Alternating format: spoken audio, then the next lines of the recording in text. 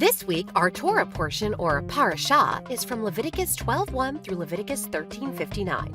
It is called Tazria in Hebrew, which means childbirth. Throughout this parasha, we learn more about the ancient Levitical laws of ritual purity, which basically determined if a person was clean or unclean for entering into the tabernacle or being in close contact with others. In Parasha Tazria, most of the ritual purity instructions were regarding all sorts of skin issues and diseases: rashes, burns, infections, boils, leprosy, you name it.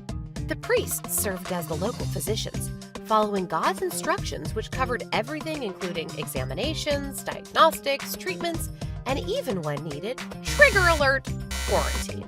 But sometimes when we read through these ancient instructions, it can be hard to understand any application for us today.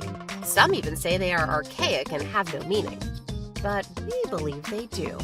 See, thousands of years before modern medical discoveries and technology, before the FDA, the WHO, or the CDC, God knew how to keep the community safe.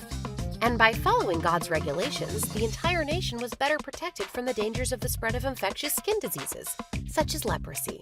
Contracting this painful skin disease was a massive concern in ancient Israel.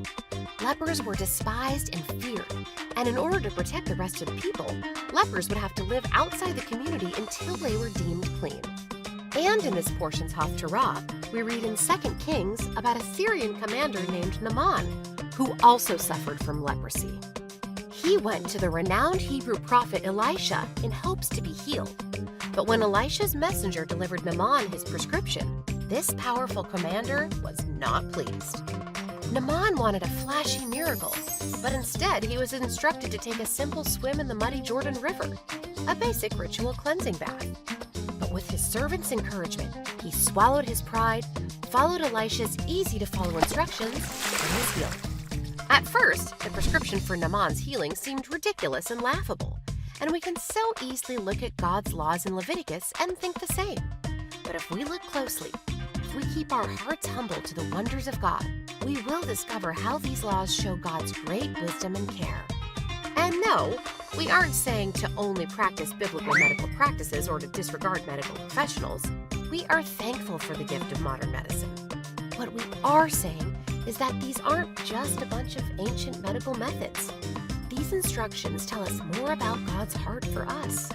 They show us that the God of the universe loves us so much that it's important for Him to keep us safe as a community, and He cares about our healing as individuals. We see God's loving care from the ancient health protocols of the Bible to the life-saving innovations of today. He was and always will be our great caretaker.